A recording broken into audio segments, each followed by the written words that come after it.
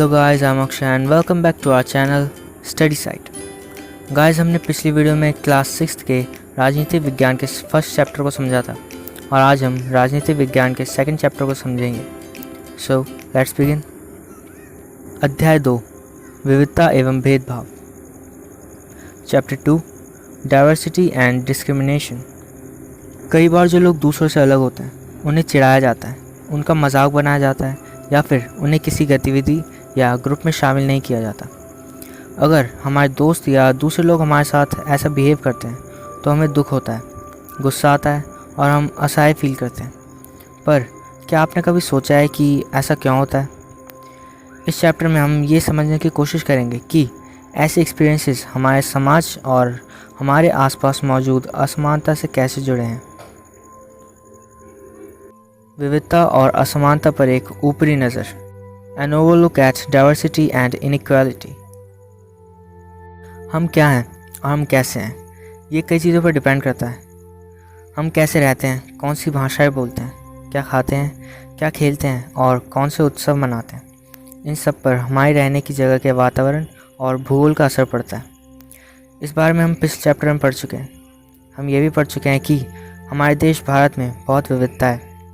जैसे कि संसार में 8 मुख्य धर्म हैं और भारत में उन 8 धर्मों के अनुयायी यानी कि मानने वाले रहते हैं। यहाँ 1600 से भी ज़्यादा भाषाएं बोली जाती हैं और 100 से भी ज़्यादा तरह के नृत्य किए जाते हैं। कितनी अच्छी बात है ना? लेकिन ये विविधता हमेशा खुश होने की वजह नहीं बनती। असल में हम उन लोगों के साथ सेफ और आश्वस्त फील करते हैं जो हमारी तरह दिखते हैं, बात करते हैं, कपड़े पहनते हैं और हमारी तरह सोचते हैं। कभी कभी जब हम ऐसे लोगों से मिलते हैं जो हमसे बहुत अलग हैं तो हमें वो काफ़ी अजीब और अपरिचित लग सकते हैं और जाने अनजाने में हम उनके साथ किसी तरह का भेदभाव कर बैठते हैं और कई बार हम ये सोच ही नहीं पाते कि वो हमसे अलग क्यों हैं। पूर्वाग्रह, प्रेजुडिस। जब हम किसी के बारे में पहले से कोई राय बना लेते हैं तो वो पूर्वाग्रह का रूप ले लेती है। ज़्यादातर ये राय नकारात्मक होती है। जब हम सोचने लगते हैं कि किसी काम को करने का कोई एक तरीका ही सबसे अच्छा और सही है तो अक्सर हम उन लोगों की इज्जत नहीं कर पाते जो उसी काम को दूसरी तरह से करना पसंद करते हैं। एग्जाम्पल के लिए, अगर हम सोचें कि अंग्रेज़ी सबसे अच्छी भाषा है और दूसरी भाषा इम्पॉर्टेंट नहीं है तो हम दूसरी भाषाओं को काफ़ी नेगेटिव रूप से देखेंगे।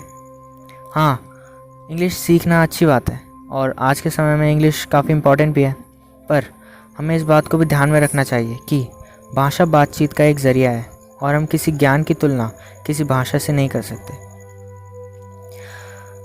हम कई चीज़ों में पूर्वाग्रही हो सकते हैं, जैसे लोगों का धार्मिक विश्वास, उनकी स्किन का कलर और जैसे कपड़े वो पहनते हैं, एट्सेट्रास। ऑफन दूसरों के बारे में बनाए गए हमारे पूर्वाग्रह इतने पक्के होते हैं कि हम उनसे दोस्ती नहीं करना चाहते। इस वजह से कई बार हम उन्हें दुख पहुंचा देते हैं। लड़के और लड़की में भेदभाव, discrimination between boys and girls. समाज में लड़के और लड़की के बीच में कई तरह से भेदभाव किया जाता है। हम सभी इस बात को जानते हैं। अगर मैं आपसे पूछूं कि एक लड़का या लड़की होने का क्या मतलब होता है तो आप क्या कहेंगे? आप में से कई लोग कहेंगे कि हम लड़के या लड़की के रूप में जन्म लेते हैं। इसमें सोचने वाली बात क्या है? आइए देखें क्या सच्चाई यही है। अगर हम इस कथन को लें कि वो रोते नहीं हैं तो आप देखेंगे कि इस गुण को आमतौर पर लड़कों से जोड़ा जाता है। जब बचपन में लड़कों को गिर जाने पर चोट लग जाती है तो आमतौर पर पेरेंट्स उसे ये कहकर चुप कराते हैं कि रो मत, तुम लड़के हो, लड़के तो बहादुर होते हैं। जैसे जैसे लड़के बड़े होते जाते हैं तो वो ये मानने लगते हैं कि लड़के रोते नहीं हैं। इवन लड़के ये मानने लगते हैं कि रोना कमज़ोरी की निशानी है। हालांकि लड़के और लड़की दोनों का कभी कभी रोने का मन करता है, खासकर जब उन्हें गुस्सा आए या दर्द हो। अगर एक बड़ा लड़का रोता है तो वो ये सोचने लगता है कि लोग उसका मजाक बनाएंगे, इसलिए वो अपने आप को रोने से रोक लेता है। हम लगातार ये सुनते रहते हैं कि लड़के ऐसे होते हैं और लड़कियाँ ऐसी। समाज की इन मान्यताओं को हम बिना सोचे समझे मान लेते हैं और हम सभी लड़के और लड़कियों को उसी मान्यता के अनुरूप देखना चाहने लगते हैं। रूढ़िबद्ध धारणाएं बनाना, मेकिंग स्टेरियोटाइप बिलीफ। इसे देखिए, यहाँ कुछ स्टेटमेंट्स लिखे हैं, मैं आपको पढ़कर सुनाता हूँ। लोग तरह तरह की बातें करते हैं, मैं लंगड़ाता हूँ, मेरी बोली लड़खड़ाती है। इसके अलावा और भी बहुत कुछ। कभी मैं उदास हो जाता हूँ तो कभी दुखी। लोग मेरा मजाक उड़ाते हैं, ये नई बात नहीं है। अगर तुम मेरी जगह होते तो क्या करते? तुम दूसरों से कितनी अलग दिखती हो। मैं एक इंसान हूँ, मुझे शर्म आती है, चूरती आंखों से मैं छिप जाना चाहती हूँ। क्या उसका दिमाग सही है? सिर्फ इसलिए कि मेरी टांगें डगमगाती हैं, लोग सोचते हैं कि मेरा दिमाग भी डगमगाता है। इन चित्रों में जो बच्चे हैं उन्हें पहले विकलांग कहा जाता था।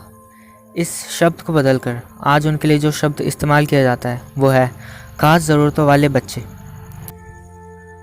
उनके बारे में लोगों के पूर्वाग्रहों को यहाँ दिया गया है, साथ में उनकी अपनी भावनाएं और विचार भी दिए गए हैं। आपकी राय में खास ज़रूरतों वाले बच्चों को सामान्य स्कूल में पढ़ना चाहिए या उनके लिए अलग स्कूल होने चाहिए? अपना जवाब कमेंट बॉक्स में ज़रूर लिखिए। जब हम सभी लोगों को एक ही छवि में बांध देते हैं या उनके बारे में पक्की धारणा बना लेते हैं तो उसे रूढ़िबद्ध धारणा कहते हैं। कई बार हम किसी खास धर्म या जेंडर के होने के कारण किसी को कंजूस या अपराधी या बेवकूफ़ ठहराते हैं।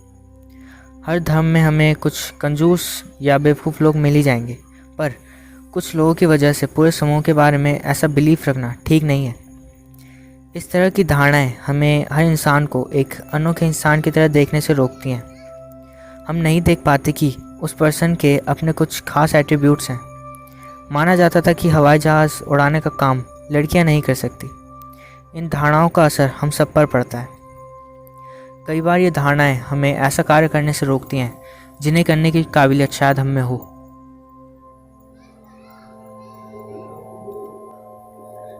भेदभाव कब होता है? When does discrimination happen? भेदभाव तब होता है जब लोग पूर्वाग्रह या रूढ़िबद्ध धारणाओं के आधार पर व्यवहार करते हैं। अगर आप लोगों को नीचा दिखाने के लिए कुछ करते हैं, अगर आप उन्हें किसी गतिविधि में शामिल होने नहीं देते, किसी खास नौकरी को करने नहीं देते, किसी मोहल्ले में रहने नहीं देते और अगर किसी गिलास में चाय नहीं पीने देते, तो इसका मतलब है कि आप उनके साथ भेदभाव कर रहे हैं। भेदभाव का सामना करने पर, एट फेसिंग डिस्क्रिमिनेशन, अपनी आजीविका चलाने के लिए लोग अलग अलग तरह का काम करते हैं, जैसे मछली पकड़ना, पढ़ाना, बड़ेगिरी करना, खेती, बुनाई एट्सेट्रा। लेकिन कुछ कामों को कम इम्पॉर्टेंट माना जाता है, जैसे सफाई करना, कपड़े धोना या कचरा उठाना। इसलिए जो लोग इन कामों को करते हैं उनको गंदा और अपवित्र माना जाता है, जो कि गलत है। ये जाति व्यवस्था का एक महत्वपूर्ण पहलू है। जाति व्यवस्था में लोगों को एक सीढ़ी के रूप में रखा गया। जिन लोगों को इस सीढ़ी के तले पर रखा गया उन्हें अछूत कहा गया। जिन्होंने अपने आप को इस सीढ़ी में सबसे ऊपर रखा उन्होंने अपने आप को ऊंची जाति का कहा। जिन्हें अछूत कहा जाता था उन्हें दिए गए कामों के अलावा दूसरा काम करने की इजाज़त नहीं थी। जैसे कुछ समूहों को सिर्फ कचरा उठाने और मरे हुए जानवरों को गांव से हटाने की इजाज़त थी। उन्हें ऊंची जाति के लोगों के घरों में घुसने, गांव के कुएं से पानी लेने, इवन मंदिर में घुसने की इजाज़त भी नहीं थी।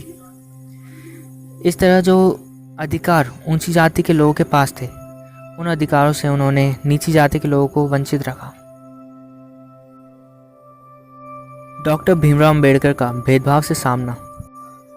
Doctor Bhimrao Ambedkar facing discrimination. Doctor Bhimrao Ambedkar को भारतीय संविधान के पिता और दलितों के सबसे बड़े नेता के रूप में जाना जाता है। दलित एक छोटी जाति है और दलित का मतलब होता है दबा हुआ और कुचला हुआ। दलित शब्द इस बात को भी दिखाता है कि दलितों के साथ पिछले समय में बहुत भेदभाव हुआ है और आज भी हो रहा है। डॉक्टर भीमराव अंबेडकर का जन्म 1891 में हुआ था और उनकी मृत्यु 1956 में हुई थी। डॉक्टर अंबेडकर ने दलित समुदाय के लोगों के हक के लिए लड़ाई लड़ी थी। डॉक्टर अंबेडकर अपनी जाति के पहले व्यक्ति थे जिन्होंने अपनी ग्रेजुएशन पूरी की और वकील बनने के लिए इंग्लैंड गए। डॉक्टर अंबेडकर ने दलितों को अपने बच्चों को स्कूल और कॉलेज भेजने के लिए प्रोत्साहित किया और दलितों को अलग अलग तरह की सरकारी नौकरी करने को कहा ताकि वो जाति व्यवस्था से बाहर आ सकें। डॉक्टर अंबेडकर ने जाति व्यवस्था पर आधारित अपने अनुभवों के बारे में लिखा है। ये अनुभव उन्हें 1901 में हुआ था जब वो सिर्फ 9 साल के थे। उन्होंने बताया कि किस तरह स्टेशन मास्टर और रिक्शा चालकों ने उनके साथ भेदभाव भरा व्यवहार किया जब वो अपने पिता से मिलने महाराष्ट्र के कोरेगांव जा रहे थे। उन्होंने बताया है कि वो रिक्शे वालों को पैसे देने को तैयार थे, तब भी किसी रिक्शे वाले ने उन्हें कोरेगांव नहीं पहुंचाया क्योंकि डॉक्टर अंबेडकर छोटी जाति के थे और कोई भी उन्हें अपने रिक्शा में बिठाकर अपना रिक्शा गंदा नहीं करना चाहता था क्योंकि वो डॉक्टर अंबेडकर को छूत मानते थे। समानता के लिए संघर्ष, स्ट्रगल फॉर इक्वालिटी। ब्रिटिश शासन से आज़ादी पाने के लिए जो संघर्ष किया गया था उसमें समानता के लिए संघर्ष भी शामिल था। 1947 में जब हमारा देश आज़ाद हुआ और एक राष्ट्र बना तो हमारे नेताओं ने समाज में कई तरह की असमानताओं पर विचार किया। संविधान को लिखने वाले लोग भी इस बात को जानते थे कि हमारे समाज में किस तरह भेदभाव किया जाता है और लोगों ने किस तरह उसके लिए संघर्ष किया है। कई नेता इन लड़ाइयों के हिस्सा थे जैसे कि डॉक्टर भीमराव अंबेडकर। इसलिए नेताओं ने संविधान में ऐसी दृष्टि और लक्ष्य को रखा जिससे भारत में लोगों को बराबर माना जाए। अभी के समय में हर व्यक्ति को समान अधिकार और समान अवसर प्राप्त है। अस्पृश्यता यानी छुआछूत को अपराध की तरह देखा जाता है और इसे कानूनी रूप से खत्म कर दिया गया है। लोग अपनी पसंद का काम करने के लिए आज़ाद हैं। हालांकि हमारे संविधान में इन विचारों पर जोर दिया गया है, पर यह चैप्टर इसी बात को उठाता है कि आज भी कहीं ना कहीं हमारे देश में लोगों द्वारा भेदभाव किया जाता है। समानता वो मूल्य है जिसके लिए हमें कंटिन्यूसली संघर्ष करते रहना होगा। तो दोस्तों, हमारा आज का चैप्टर यहीं ख़त्म होता है। नेक्स्ट वीडियो में हम क्लास 6 के भूगोल के फर्स्ट चैप्टर को समझेंगे। If you like this video then press the like button and also share this video to friends and channel को सब्सक्राइब करके बेल आइकन ज़रूर दबा देना ताकि हमारी अपकमिंग वीडियोस आपको तुरंत मिल जाए। मिलते हैं नेक्स्ट वीडियो में, तब तक के लिए गुड बाय।